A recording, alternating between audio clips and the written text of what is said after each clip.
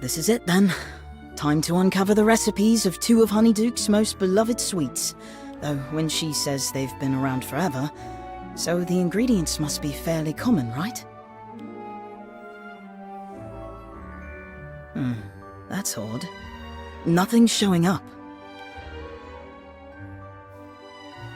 Right, so the magic's still working. Then why not for these two?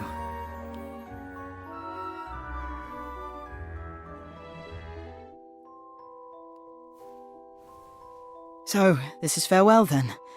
To this town, to all of it. I truly believed I had found someone who valued the craft for what it was. But I was wrong. There was no understanding, only greed, only pride. Will there never be true harmony between our differences? Must it always end like this? Until someone wins, and someone burns. These flames won't be the end of me, but they will be the end of the bread rite, and every recipe tied to that name. This spell that shields me, chills me to the bone. My craft and my magic are what I am. What if I take this pain, this absurdity, and turn it into something new? Something joyful, something utterly ridiculous. Yes, I got it! A chilling betrayal, a bitter heat. The world will remember them, just in sweeter form.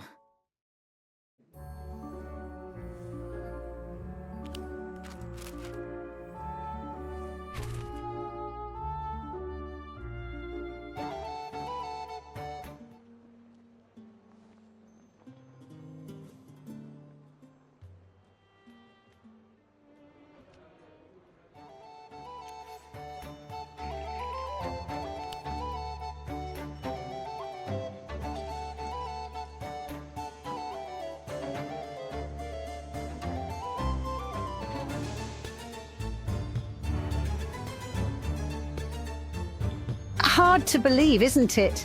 Honeyduke's coming to an end. I'm going to miss everyone. We Hogsmeade shopkeepers. Well, we've always had our little gatherings.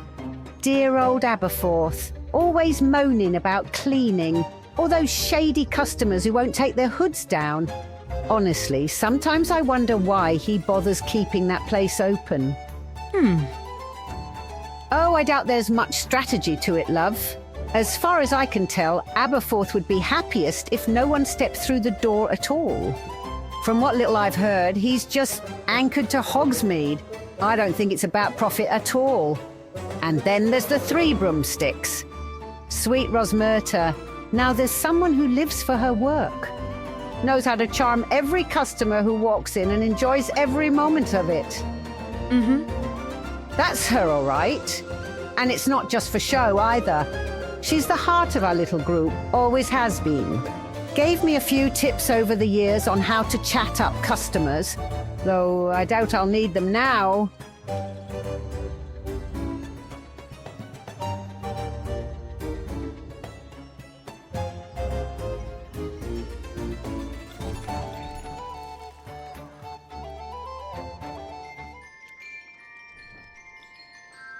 We really did have some wonderful times. The shop packed to the rafters with students and grown-ups alike. Ambrosius and I had to shout to hear each other over the noise. And how could we not? Honeyduke's has been our home for decades. But it's more than a home or a business. It's been everything. I remember when we first took it over. Wasn't half as lovely as it is now. Cobwebs, dust bunnies, you name it. The old buildings in this village have stood for ages. The floors creak and the pipes would rattle and bang through the night in the flat upstairs. Did you know there are 2 rather large holes on the staircase down to the cellar? Big enough to fall straight through. And a few times, well, I heard footsteps down there when no one should have been around, but that was years ago.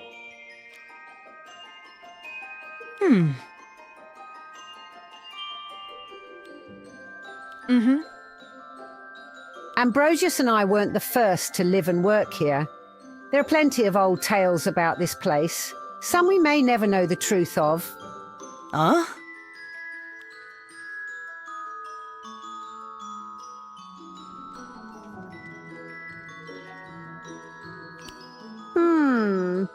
I can't say for certain.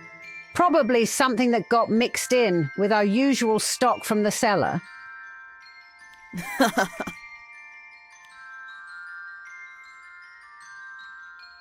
Oh my, that's exactly how we make choco balls here. But how? Now, this is a bit of clever magic. Whoever made this knew their way around a kitchen. Let's see.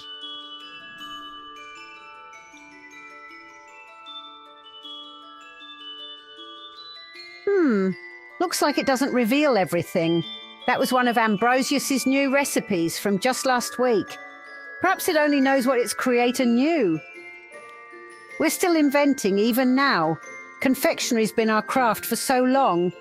Perhaps we'll open a new shop elsewhere. Woodcroft, maybe. They've no proper sweet shop there yet. Huh? Well, aside from Mr. LaRue and his rather enthusiastic stockpiling, there's more to it. Like I told you before, some things you only get a feel for after living in Hogsmeade a while. Honeydukes has been part of this village for generations, and people do get set in their ways. They know what they like, how things should be run, what sweets should be on the shelves too. You start to feel it after a time. It's as if the village itself stands still, every day blending into the next. Not that things never change. Attitudes, for instance. Folk aren't nearly as wary of muggles as they used to be. But many still keep their distance.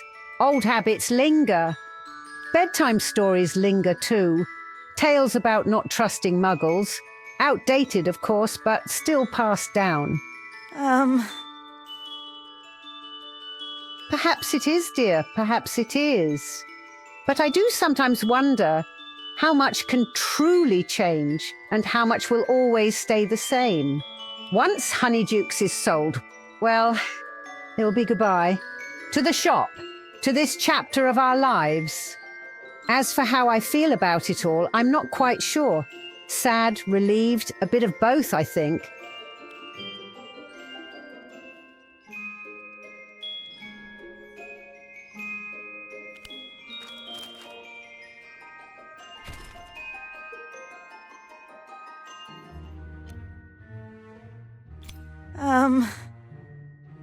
Par le Duc de Trèfle-Pique! That was never my aim. I only wanted to learn her recipes, not drive her out of her own village. That stubborn woman...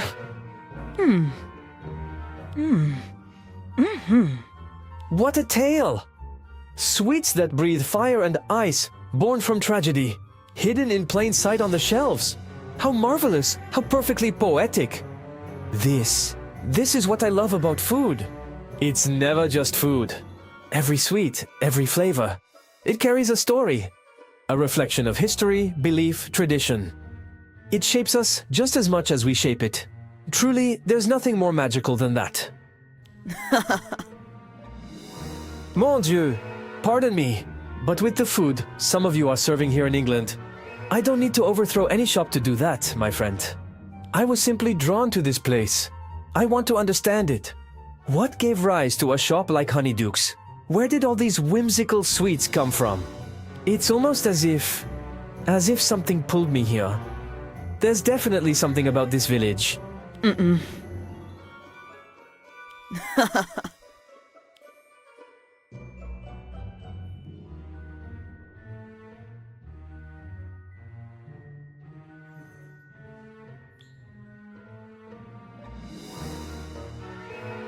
Could this be how you knew it contained miel d'acacia? Fascinating. Figs have always had their place in French cuisine, but still, this is a wonderful tool for advancing your craft. A French pâtissier here in Hogsmeade? Merci. This is worth far more than any recipe. Thank you for opening my eyes to this and to a beautiful story. You're right. I've been so focused on unlocking the recipes, I nearly overlooked what truly matters. I'll stop hoarding ingredients. Honeydukes should flourish, not falter. Giving up? No, no. I've gained something even richer. I've uncovered the soul of a village, the true essence behind its sweets.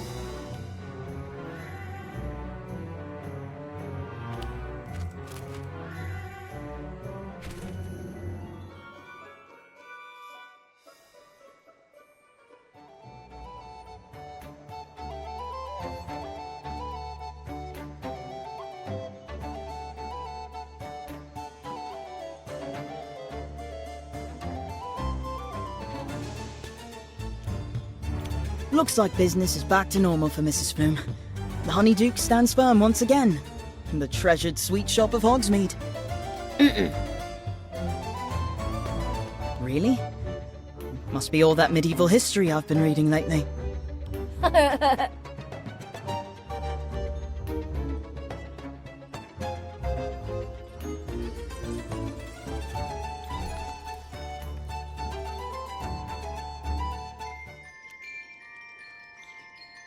Dear, and Mr. Page too. How lovely to see you both. Hello, Mrs. Flume. We're thrilled to see Honeydukes up and running again. Looks like the ingredient shortage has been sorted out. It has indeed. Truth be told, I ought to visit Confiserie d'André and thank young Mr. Leroux properly. To make up for the trouble his stockpiling caused, he sent over an entire warehouse's worth of ingredients. After running the numbers, we'll not only recover last month's losses, but turn a handsome profit too. Mrs. Flume, are there any sherbet balls left? The shelf's been picked clean. Of course, dear. Just a moment. As you can see, it seems a brief absence made the sweets even more desirable. The crowds have been non-stop. I've barely had a moment to breathe, let alone pop by Confiserie d'André to thank the man in person. Oh, Mrs. Flume. Coming, love. If you happen to run into Mr. Leroux, would you thank him for me? And while you're at it, could you put together a little gift box for him?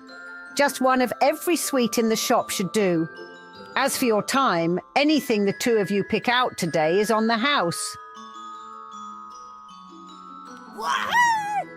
Mrs. Flume. Yes, I'm coming. Not a minute's peace, but I wouldn't trade it for anything.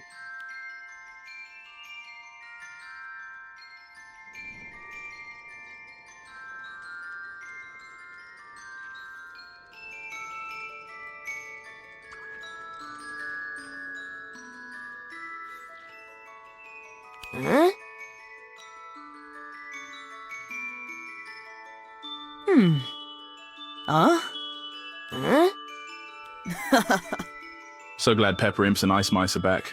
Honestly, I don't know what I'd come in for without them.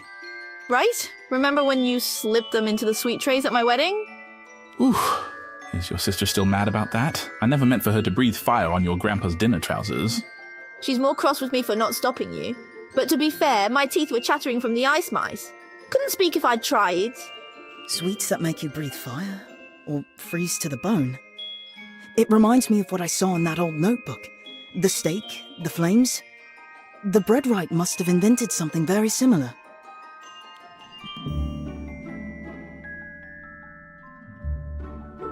Oh! Coming!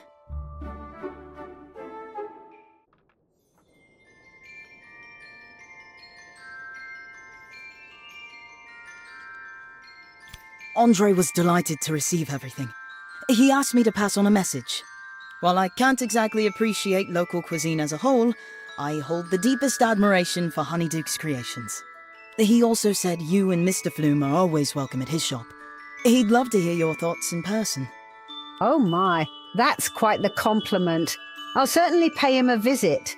Once the crowds calm down a little and the shop isn't quite so frantic. Hopefully that means I'm off messenger duty now. I've been busier than an owl during exam season. We wouldn't want to put the owl post out of business, now would we? Actually, there's something I've been wondering about. Honeydukes has been around forever. Are all the sweets here invented by you and Mr. Flume? What's brought this on, dear? Well, I came across an old story. It claimed that someone came up with the idea for pepper imps and ice mice while being burned at the stake. They said it was a witch or wizard who used a freezing charm to survive, and the inspiration struck in the middle of it all. Yes. One of the rumours floating around for quite some time. I know you're hoping for answers, but truth be told, I haven't got any. Some of the sweets here were made by my husband and me, yes. Others have long been part of the magical world. And a few, well, they're secret recipes passed down through families or purchased from fellow wizards along the way. That's all I can tell you. That's more than enough. Thank you, Mrs. Flume. Now then, how about a freshly baked owl biscuit? I can't think of a more fitting reward for a tireless courier. Looks like that one works. After everything that's happened, I thought it was time to try something new myself. I was inspired by a few of our younger shopkeepers, Mr. LaRue, of course, and that Mr. Weasley.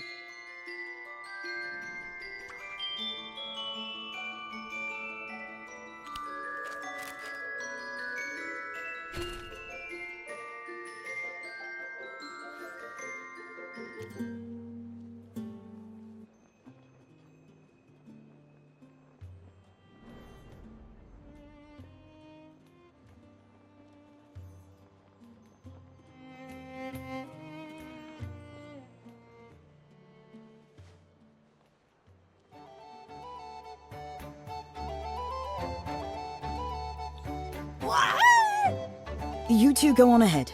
I'm meeting someone here.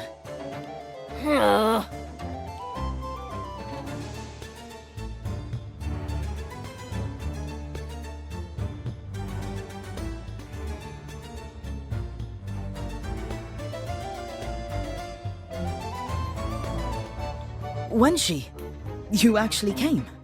Wouldn't miss the grand finale. That and the story you said you'd share. I'm not sure it's quite your thing. It's more legend than fact. Full of hearsay and half-remembered names. You were after the truth, weren't you? No good writer walks away from a tale just because it's strange. If there's heart in it, it's worth the ink. There is. It's a story of kindness, greed, and conflict. A story of sweets and shadows. You've got my attention. Good. You'll want to sit down for this. It's about a wizarding breadwright from the Middle Ages who saved countless Muggle lives with sweets.